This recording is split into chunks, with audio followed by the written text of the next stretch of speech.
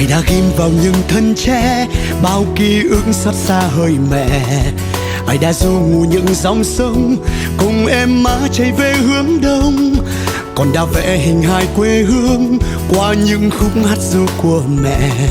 Còn bao nhiêu lời ru con vẫn chưa được nghe.